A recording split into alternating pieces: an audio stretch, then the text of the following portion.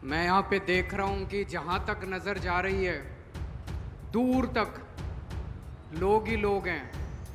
मुझे बताया गया है कि शायद 1 लाख से ज़्यादा पंजाब के कोने कोने से लोग आज यहाँ पे पहुँचे हैं। और अभी 3-4 दिन पहले एक बहुत बड़ा आदमी पकड़ा गया जिसके ऊपर नशे की तस्करी करने का आरोप है।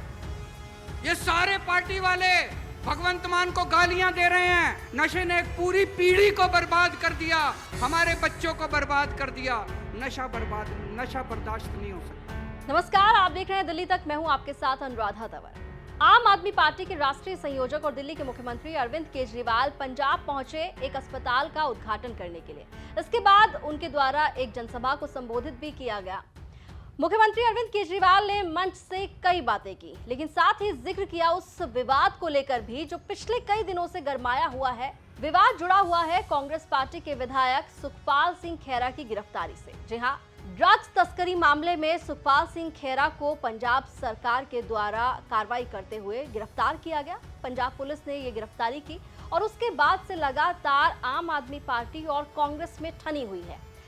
आपको बता दें कि खेरा की गिरफ्तारी के बाद पंजाब के नेताओं ने आम आदमी पार्टी के खिलाफ जमकर आक्रोश जाहिर किया और साथ ही साथ फिर सवाल ये भी उठने लगे कि क्या इंडिया अलायंस में शामिल आम आदमी पार्टी और कांग्रेस पार्टी के बीच मामला गड़बड़ा गया है। कई बयान भी सुनने के लिए मिले।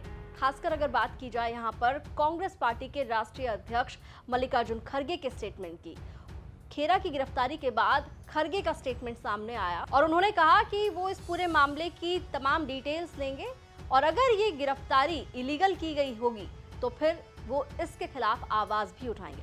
आपको मल्लिकार्जुन खड़गे का स्टेटमेंट सुना देते हैं।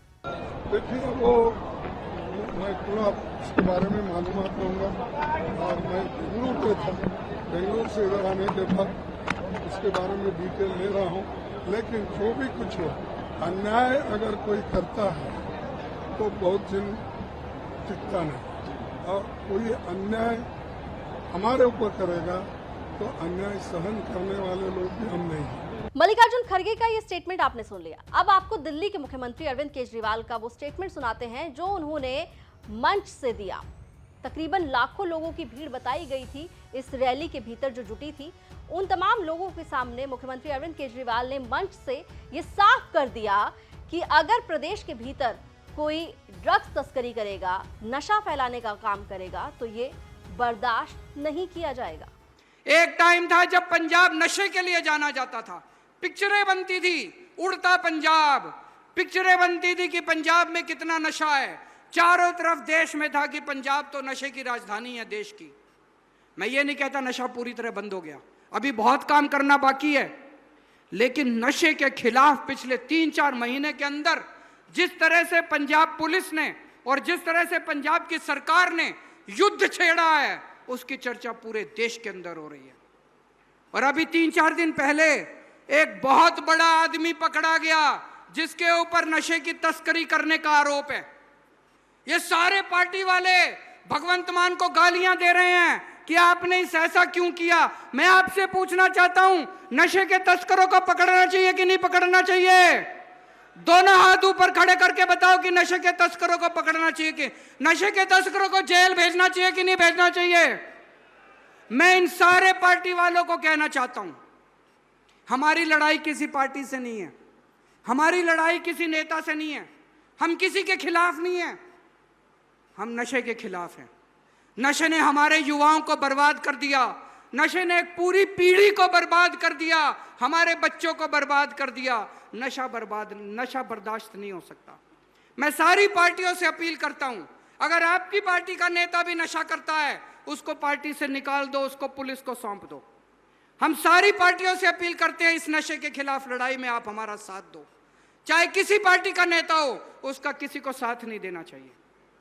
हम किसी पार्टी के खिलाफ नहीं है, किसी नेता के खिलाफ नहीं है, लेकिन नशा बर्दाश्त नहीं करेंगे, किसी हालत में नशा बर्दाश्त नहीं करेंगे। फिर चाहे हमारी पार्टी का भी कोई होगा, उसको बख्शेंगे नहीं हम।